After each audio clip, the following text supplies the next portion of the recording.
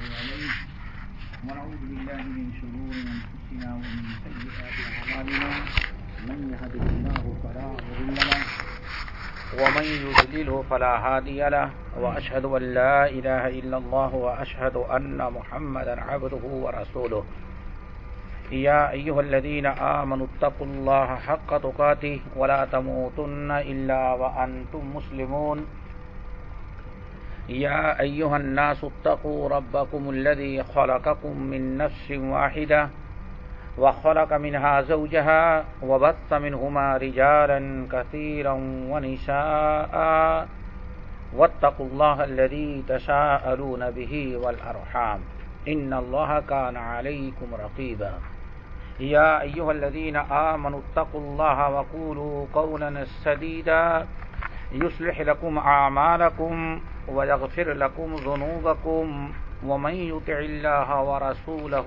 فقد فاز فوزا عظيما أما بعد فإن خير الحديث كتاب الله وخير الهدي هدي محمد صلى الله عليه وسلم وشر الأمور محدثاتها وكل محدثة بدعة وكل بدعة ضلالة وكل ضلالة في النار وأن هذا صراطي مستقيما فاتبعوه ولا تتبعوا السبل فتفرق بكم عن سبيله ذلكم وصاكم به لعلكم تتقون. یہ سورۃ الانعام کی آیت نمبر 153 ہے جو پڑھی گئی ہے. آج جس موضوع پر گفتگو ہو رہی ہے وہ ہے عقیدہ. ہمارا منہج اہل سنت والجماعت. ہمارے منہج سے مراد اہل سنت والجماعت کا کیا منہج، کیا طریقہ رہا. اور یہ بحث ہم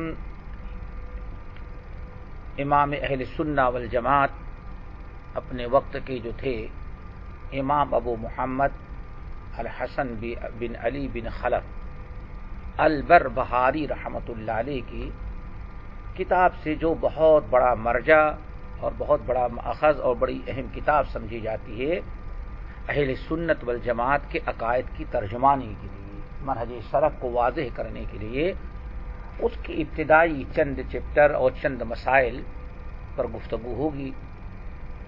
سب سے پہلے بڑے اختصار کے ساتھ کتاب کی جو مصنف ہے ان کے متعلق. ان کی کنیت ہے ابو محمد اور نام ہے الحسن بن علی بن خلف. خلف نہیں پڑھیے گا، خلف. ابو محمد الحسن بن علی بن خلف. یہ لفظ بڑا اہم ہے، اس کو یاد رکھنا چاہیے. عربی میں ایک لفظ خلف آتا ہے، دوسرا خلف آتا ہے. تلفظ میں فرق ہے. تین ہی حرف ہیں، خا، لام اور فا. لیکن اگر لام پر زبر پڑھ دیں تو اس کا معنی کچھ اور ہو جاتا ہے، اور اگر جزم پڑھ دیں خلف تو اس کا معنی اور ہو جاتا ہے. سلف اور سلف، خلف اور خلف. خلف اور خلف میں فرق یہ، اگر زبر کے ساتھ خلف پڑھیں گے جیسے میں نے یہاں بتایا تو خلف کے معنی آتے ہیں اچھا جانشین، کہا جاتا ہے خلف اور رشید.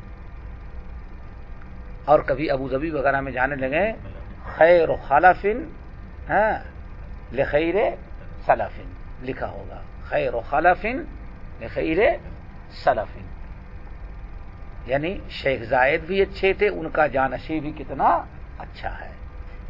اس کو کہا جاتا ہے خلف الرشید. کیا کہا جاتا ہے؟ اپنے یہاں اردو میں لکھتے ہیں کہ فلاں کے خلف الرشید ہیں. تو اگر لام پر زبر پڑھیں گے تو اس کے معنی آتے ہیں اچھی نسل، اچھے جانشین. اور لام پر سکون پر تو بری اولاد اور برے جانشین. صرف زبر اور سکون کے فرق سے ایک دوسرے کے اپوزٹ بن جاتے ہیں. خلف اچھی اولاد چھوڑ کے گیا اور خلف بری اسی کو ہم لوگ کہتے ہیں ناخلف. وہ ناخلف ہوگا, ناخلف پڑھ دیں گے تو وہ ناخلف ہوگا. خلف اور خلف, ایسے سلف اور سلف. تو یہاں جہاں ناموں میں آتا ہے اس کو کہا جائے گا کیا؟ ابو محمد الحسن بن علی بن خلف.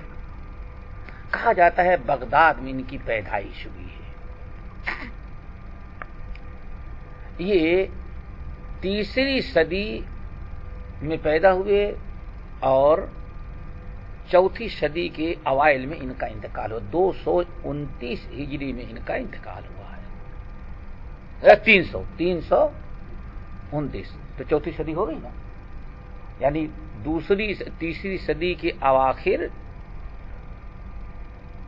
میں پیدا ہوئے, نصف اخیر میں, اور 4 صدی کے ابتدائی میں اوائل میں ان کا انتقال ہوا. یہ بغداد کے رہنے والے تھے. ان کو بربہاری کہا جاتا ہے. کیا کہا جاتا ہے؟ بربہاری کہا جاتا ہے. ابو محمد الحسن بن علی بن خلف البربہاری. یہ بربہاری ان کی نسبت ہے.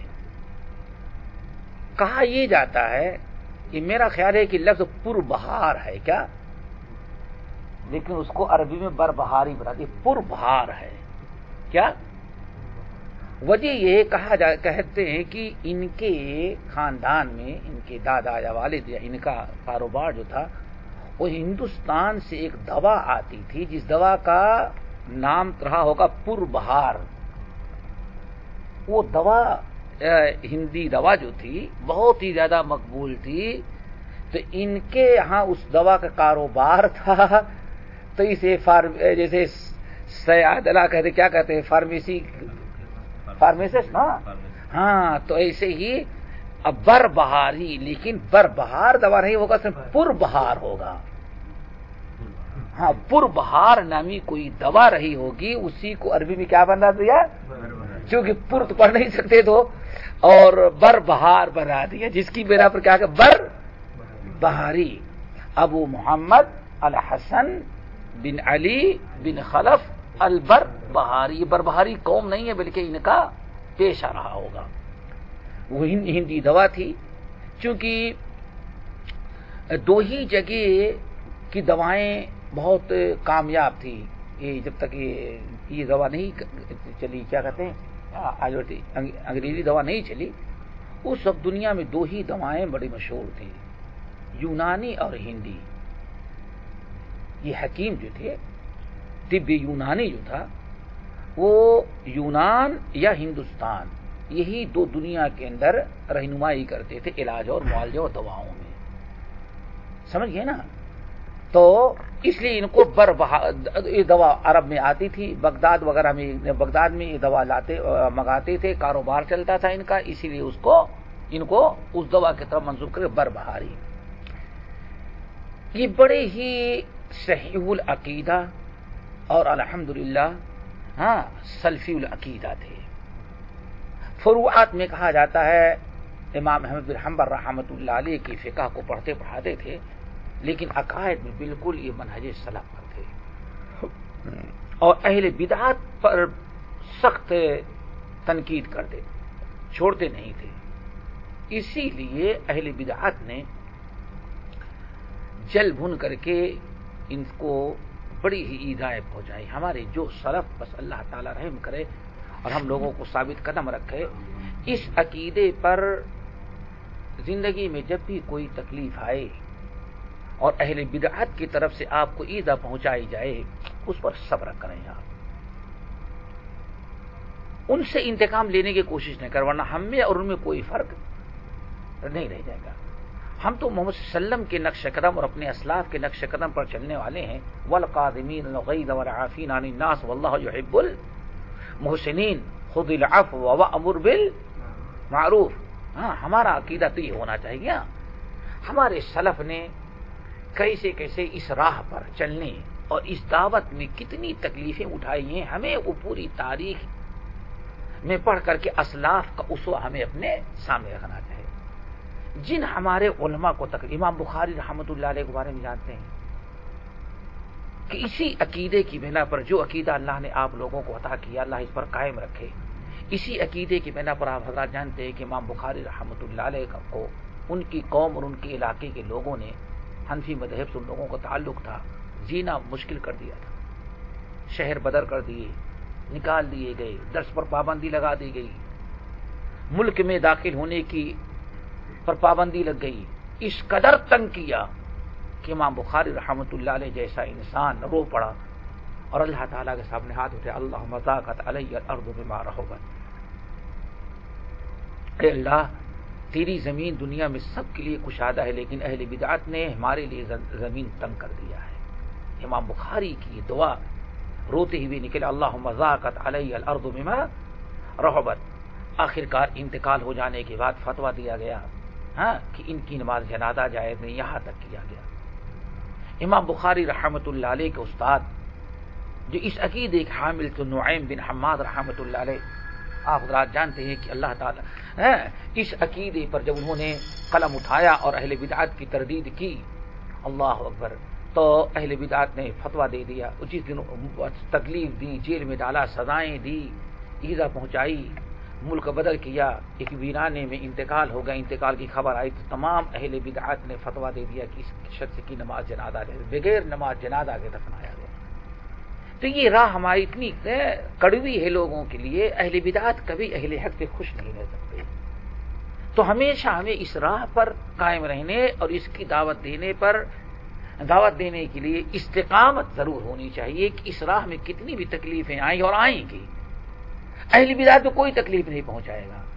ہم اہل سنت والجماعت صحیح العقیدہ کسی بگڑے سے بگڑے بدعقیدہ کو پاتے تو ہماری فکر ہوتی کہ اس کی اصلاح کرو، یہی فرق ہے ہم میں اور ان میں، ہماری فکر ہوتی کہ اب اس کی اصلاح کریں، ہمارا بگڑا ہوا بھائی، ہماری ذمہ داری ہے، بلغوا انی ولو آیا کنتم خیر امہ، ہمارا طریقہ یہ ہوتا ہے، ہمیں فکر ہوتی کہ ان کی اصلاح کریں۔ اس لیے آج تک دیکھ لیں الحمدللہ، آج لوگ کہتے ہیں کہ لوگ بہت تنگ نظر ہوتے ہیں، کہتے ہیں بہت تنگ نظر، میں نے کانفرنس بتایا کہ یہ بہت بڑا الزام ہے، ہم اہل سنت والجماعت اور سلف منہج سلف پر چلنے والوں سے زیادہ کشادہ دل کوئی ہوتا ہی نہیں۔ میں نے کہا کہ ذرا تجربہ کر لیں، آج پورے ہندوستان کو، میں نے بہت تفصیل کے ساتھ میں نے پورے ہندوستان کو دیکھ لیں، جہاں بھی منہج سلف پر چلنے والوں کی مسجد ہے، مسجد میں داخل ہونے میں کہیں نوٹس نہیں لگی کہ فلاں فرقے والا اس مسجد میں داخل نہیں ہو سکتا، لیکن ہماری مسجدوں کے علاوہ دیکھ لو پورے ہندوستان میں جتنی مسجدیں ہوں گی، ہر ایک مسجد ہے، ہم نے کہا اب ذرا بتاؤ فراخ دل کون ہے، ہم ہیں کہ وہ ہیں؟ ہماری مسجدیں کھلی ہیں، اتنے ہی دینی مدارس الحمدللہ ہمارے ہیں، کسی ایک مدرسے میں پابندی نہیں کہ ہاں فلاں مذہب کے بچے کو داخل نہیں، کوشش ہوتی ہے، ہاں بھائی ہم نے مدرسہ کھولا ہی اسی لیے کہ اصلاح ہو، اس لیے نہیں کھولا ہے کہ ہم لوگ اس کو محدود کر دیں، لیکن ہمارے مدارس کے علاوہ جتنے اور مدارس ہوں گے چلے جائیں، سب سے پہلے پوچھتے ہیں کس مسلک سے تمہارا تعلق ہے، ہم تو پوچھتے ہی نہیں، بھائی آ جاؤ، بڑی خوشی کی بات ہے، آ جاؤ ہمارے یہاں پڑھو، کیا خیال ہے آپ لوگوں کو، تجربہ کریں۔ تو آپ ذرا غور کریں کہ تو میں نے سمجھایا کانفرنس کے اندر انڈیا میں، آل انڈیا میں نے کہا سوچو کہ ہم کو کہتے ہیں تنگ نظر، حالانکہ ہم سے زیادہ وسیع القلب کوئی ہے ہی نہیں ہے، بلکہ دوسروں کے یہاں تنگی ہے، مسجد میں ان کے یہاں پابندی، ہمارے یہاں تو آدمی نماز پڑھ کے ہم تو الحمدللہ اچھا ہے آنے دو، آج شروع خوش ہوتے آ رہے ہیں، اور دوسرے کے یہاں چلا گیا، اچھا ہماری مسجد میں جماعت ہو گئی تھی، یہ کون آ گیا جماعت نماز پڑھنے والا، سلام پھیرتے ہی گلے پڑے، بھائی یہاں کیسے ہے، تمہاری مسجد وہاں تھی، اللہ اکبر، یہی کہتے ہیں نا، ہاں تو اس سے اندازہ لگاؤ کہ فراخ دل کون ہے، کشادہ دل ہم ہیں اور تنگ نظر دوسرے ہیں، آگے بات سمجھے نا۔ تو یہی ان کے ساتھ بھی ہوا، جن اسلاف کو اس عقیدے کے متعلق تکلیف دی گئی عقیدے کے بارے میں اور اہل بدعت نے تنگ کیا، ان میں سے کون ہے، یہ ابو محمد حسن بن علی بن خلف البربہاری رحمۃ اللہ علیہ۔ اس وقت